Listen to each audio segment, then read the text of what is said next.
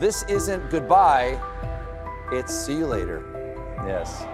Now, at first, when we knew this was going to be our last night, we were planning on doing a huge special this evening. But the thing is, we like to think every episode of The Late Show is kind of special.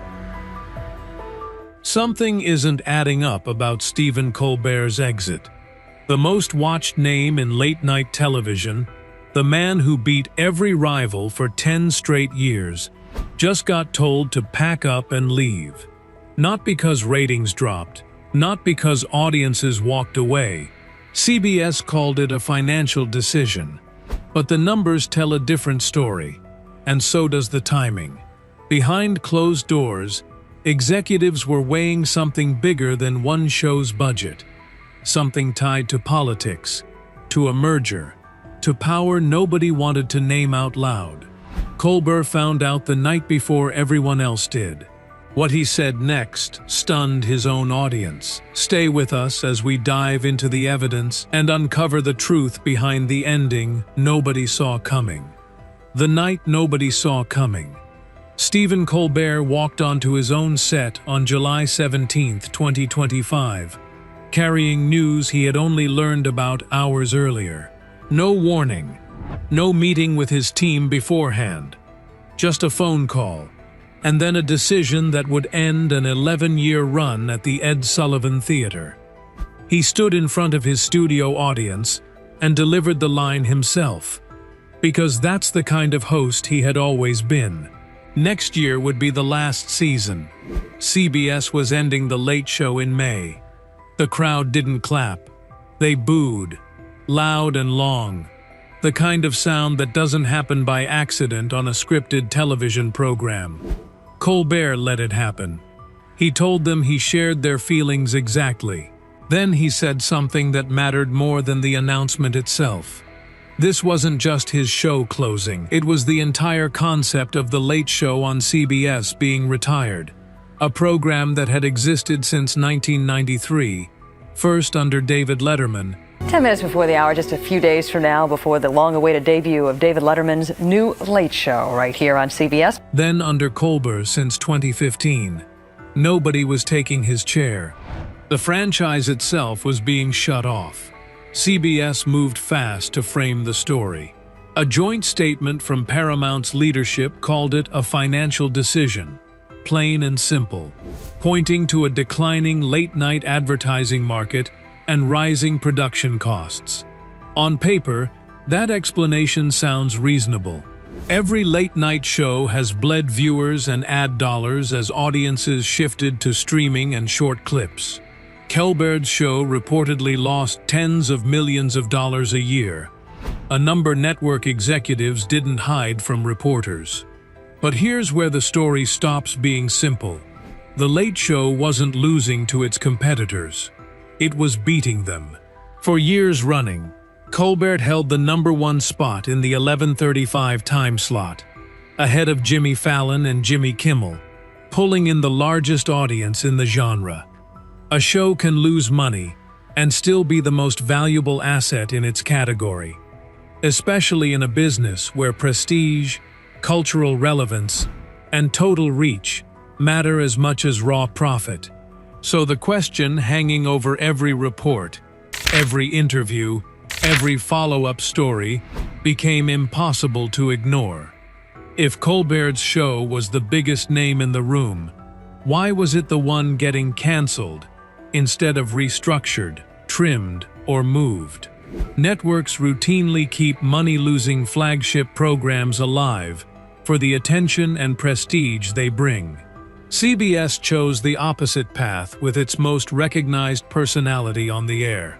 That decision alone was enough to make people ask what else was happening behind the walls of Paramount that had nothing to do with a spreadsheet. Colbert didn't get angry on camera. He thanked CBS for being what he called great partners. He thanked his audience, his band, and specifically the 200 people who worked on the show every single day, people whose jobs were ending along with his. He said he wished someone else was getting the cancellation news instead of his own team. It was a strange, quiet kind of grief to watch play out live. a man defending the same company that had just ended his career, in front of a crowd that clearly wanted him to say more. What made the moment stranger was how little warning there had been anywhere in the system. Talk shows usually pick up signals long before a cancellation lands. Budget meetings get tense. Renewal conversations get pushed back. Staff start hearing rumors weeks in advance from agents and producers who talk to each other across networks. None of that reportedly happened here in any visible way. Colbert has said publicly that he learned the news the night before he announced it to his own audience. And tomorrow, Colbert will tape his last show in front of a live studio audience. Which means the show's writers, its band, its 200 crew members, all found out essentially the same way the public did, watching him say it live on air. That speed says something on its own.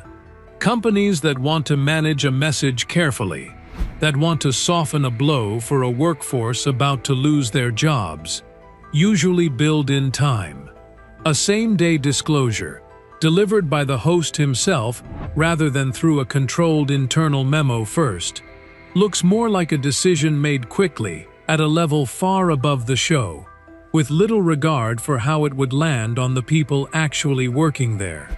Colbert chose to absorb that first shock publicly, rather than let his staff hear it through a press release, which is its own kind of statement about the man, even if he never said so directly. In the days after, entertainment reporters scrambled to explain a decision that didn't match the usual pattern of a struggling show getting quietly retired. Colbert wasn't struggling. He was leading his category. That single fact turned a routine cancellation story into something reporters kept circling back to for weeks, because the standard explanation didn't fully account for what had actually happened. The final bow. May 21st, 2026, arrived carrying 11 years of weight into a single broadcast. The final episode of The Late Show wasn't built as a quiet exit. It became a genuine industry event, drawing attention from every corner of entertainment media in the days leading up to it. Treated less like the end of one program and more like the closing of an entire chapter of American television history. Reporters, former colleagues, and rival hosts all found reasons to mark the date. Inside the Ed Sullivan Theater, the tone matched the moment. Colbert had spent 10 months walking a careful line between business gratitude and quiet defiance, thanking CBS publicly while never fully burying what the cancellation had cost the people around him. On his last night, he leaned into celebration rather than bitterness. We thought the best way to celebrate what we've done over the last 11 years is just do a regular episode where I come out here and talk about the national conversation. Filling the broadcast with the kind of guests and tributes reserved for someone the industry genuinely respected, rather than simply tolerated. The emotional core of the send-off wasn't really about Colbert's own resume.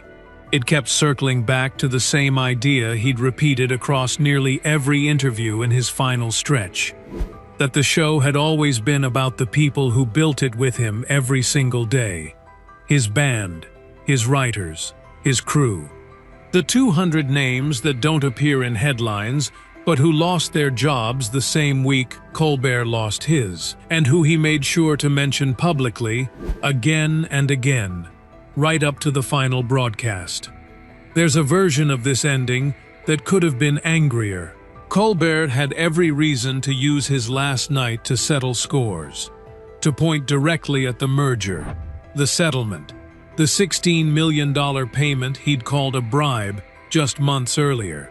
He didn't take that route in any dramatic, headline-grabbing way. Instead, he chose to close on gratitude toward his staff and his audience, letting the surrounding reporting, the industry commentary, and the timeline itself carry whatever conclusions people wanted to draw. That restraint is, in its own way, the most telling part of the entire story. A performer who spent a decade building his identity on saying the uncomfortable thing directly to power, chose, at the one moment when he had absolutely nothing left to lose, to hold back. He didn't need to make the accusation himself. Enough of it had already been said around him, by colleagues, by reporters, by the plain math of a top-rated show getting canceled. Stephen Colbert reflected on last week's stunning cancellation of The Late Show. I'm going to go ahead and say it. Cancel culture has gone too far. While its rivals stayed on air. What Colbert leaves behind is a format, not just a job. The Late Show existed under that name since 1993, and CBS's decision didn't just replace a host, it retired the entire slot. No successor was named. Nothing was announced to fill the 11:35 hour Colbert had owned for 11 years. For an industry already worried about the future of scripted late-night television in a world of short clips and streaming, that silence answered a question nobody wanted to ask out loud. If the top-rated show in the genre couldn't survive, what does that mean for everyone still standing in that same shrinking room? The reaction from his peers filled in some of what Colbert himself left unsaid. John Oliver called the loss very, very, very sad, describing the show and its staff in personal terms rather than industry ones. Other hosts, current and former, used their own platforms in the weeks around the finale to note that Colbert's ending felt different from a normal cancellation cycle, less like a business adjusting to a shrinking market, and more like a specific door being closed on purpose. None of them offered proof. What they offered was a shared read of the situation from people who understood the business from the inside, and that consensus carried its own kind of weight. For the audience watching from home, the finale worked on two levels at once. On the surface, it was a celebration, a night built around gratitude, familiar faces, and 11 years of shared history between a host and the people who tuned in every night to watch him. Underneath that, it was also the closing chapter of a story that had been quietly unfolding for 10 months, one involving a merger, a settlement, a monologue that called that settlement a bribe, and a cancellation that landed 3 days later. Colbert never connected those dots publicly himself. He didn't have to. The audience had already been doing that math since July. A number that doesn't lie. Financial decisions in television are rarely just financial. To understand why Colbert's cancellation raised so many eyebrows, you have to look at what late-night television actually costs to run, and what it actually earns. The Late Show carried a production budget built around a full writing staff, a live band, a studio crew, and nightly production costs that add up fast over a calendar year. Insiders told reporters the show was running at a loss of roughly $40 to $50 million annually. That number is real, and it isn't unique to Colbert. Every major late-night program has faced the same math for years, because the entire model was built for an era when tens of millions of people sat down together at 11:35 at night. That era ended a long time ago. Audiences didn't disappear, they moved. Late-night comedy now lives on phones, in 3-minute clips shared the morning after a monologue airs, watched by people who never once tune into the live broadcast. That shift broke the traditional ad revenue math for every network, not just CBS. Advertisers pay for live viewership, and live viewership across the entire genre has been sliding for over a decade. Given that, a financial explanation isn't unreasonable on its face. What makes Colbert's case different is the comparison. His show was still the most watched program in its slot. Nielsen data throughout his final seasons consistently placed him ahead of Fallon's Tonight Show and Kimmel's Jimmy Kimmel Live in total audience. In an industry where every host is losing money, Against a shrinking pie, the one who was losing the least and pulling the biggest crowd was the one shown the door first. There's a version of this story where CBS simply decided the entire genre wasn't worth the investment anymore, and Colbert happened to be the one standing there when the decision landed. That's possible. Large media companies do sometimes retire formats altogether, rather than pick a survivor. But timing matters here too, and the timing lines up with something much bigger than a budget review. Paramount, the parent company behind CBS, was in the middle of finalizing a multi-billion-dollar merger with Skydance Media, at the exact moment Colbert's cancellation was announced. Mergers of that size require regulatory approval, and regulatory approval requires staying on good terms with whoever holds the power to slow that approval down. A company managing a deal that large has every incentive to avoid controversy, especially the kind tied to a talk show host who spent years using his monologue to criticize the sitting president. Reporters noticed the overlap almost immediately. Colbert had been one of the most consistent television critics of the Trump administration throughout its second term, night after night, in a format designed to reach millions of people who might never read a political column. Days before his cancellation, Colbert had used his show to call out Paramount directly, criticizing a $16 million settlement the company had made in a lawsuit brought by Trump related to a CBS News interview. He called the settlement a big fat bribe on air, not exactly a phrase built to smooth over a pending merger review. The merger in the shadows. To really see why this cancellation looked so different from a routine budget cut, you have to step back and look at what was happening above Colbert's head, in boardrooms he never appeared in. Paramount Global spent most of 2025 working to close its merger with Skydance Media, a deal controlled by David Ellison and backed by his father, tech billionaire Larry Ellison. Mergers on this scale don't close quietly. They require sign-off from federal regulators. And in a media landscape where political relationships shape regulatory outcomes, companies pursuing approval tend to avoid anything that looks like a fight with the sitting administration. Colbert wasn't just another comedian doing topical jokes. He had built nearly a decade of his identity around pointed, direct criticism of Trump, delivered nightly to one of the largest audiences in American television. That's a very different risk profile than a host who occasionally references the news. For a company trying to keep a merger on track, a nightly monologue aimed at the person whose administration could influence that approval becomes a liability that has nothing to do with production costs. The $16 million settlement adds another layer.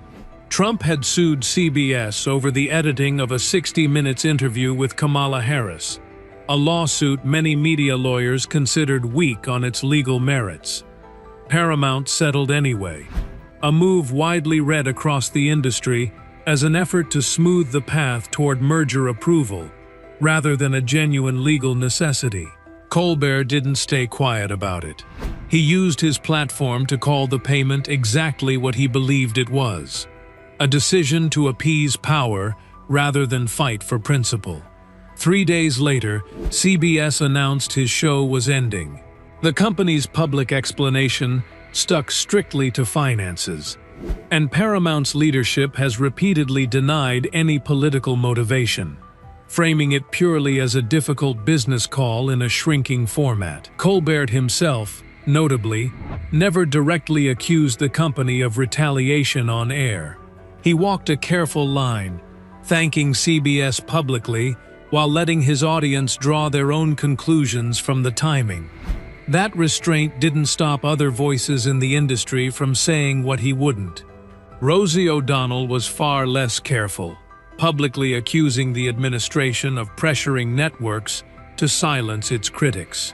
Whether or not that specific claim holds up, The fact that so many people in the industry reached for a political explanation before a financial one says something about how the decision landed. There's also the matter of what CBS chose not to do. Networks facing money-losing flagship programs have options short of cancellation. They can shrink the format, cut the band, reduce the season length, or move the show to a cheaper production model. CBS didn't try any of that publicly before pulling the plug entirely on the format itself, ending not just Colbert's tenure, but The Late Show as a franchise.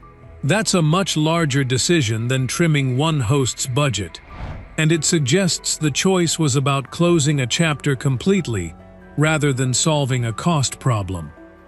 The last 10 months.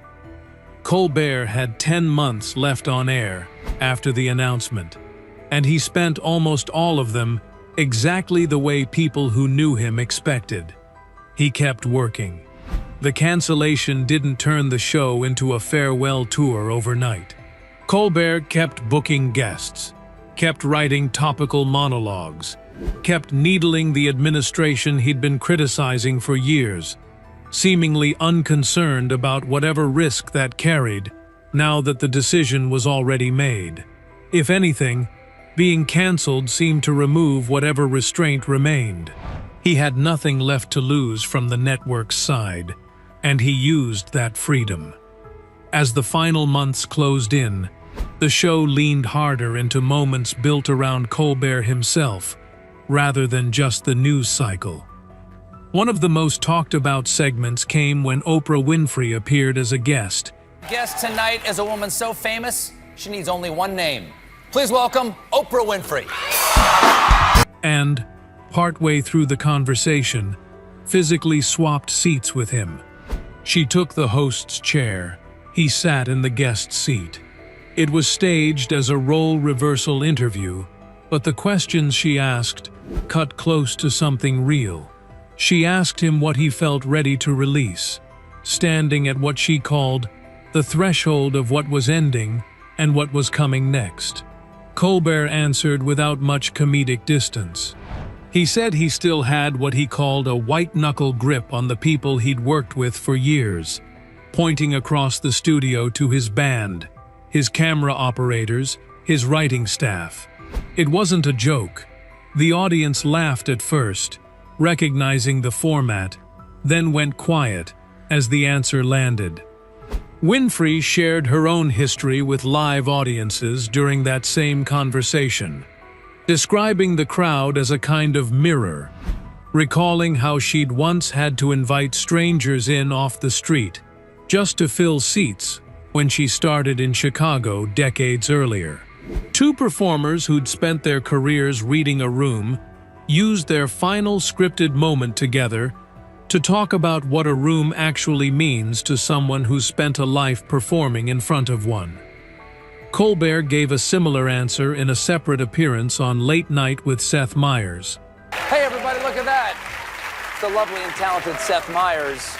We got the new stand-up special from I have a new Seth stand-up Meyers. special, yeah. Dad Man Walking. Dad Man Walking. Okay. Yeah. Sitting as a guest on a rival network's show, talking about his own ending. He said the reality of the date had started to feel real to him, and admitted flatly that he wasn't thrilled about it. He talked about the space itself, the Ed Sullivan Theater, saying there was no other place quite like it, but added that the building wasn't really what he'd miss. It was the people. That phrase kept surfacing across nearly every interview he gave in his final months. A specific insistence that this had never been about a studio or a desk. It was about 200 people who showed up with him every night for years. Throughout those 10 months, Colbert also had to manage something most canceled hosts never face at this scale: doing his job while the industry publicly debated why he'd lost it.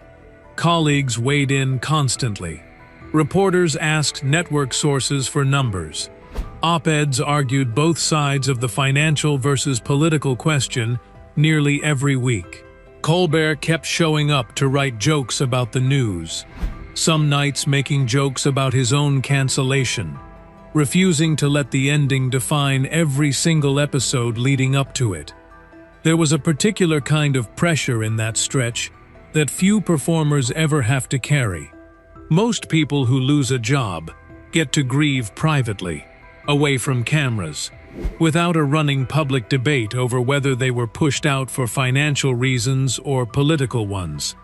Colbert didn't get that privacy. Every guest booking during those 10 months got read by some outlets as a signal. Every joke about the administration got measured against the cancellation story, as if each punchline might confirm or deny a theory nobody could fully prove. He kept writing anyway, kept the show's rhythm close to what it had always been, and refused to turn every broadcast into a eulogy for itself. Behind the scenes, his staff faced a harder version of the same uncertainty.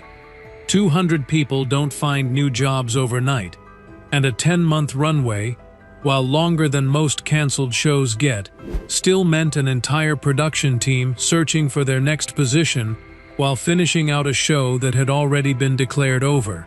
Colbert referenced that reality often in interviews, always steering attention away from his own resume and back toward the writers, camera operators, and band members who'd built the show with him for over a decade.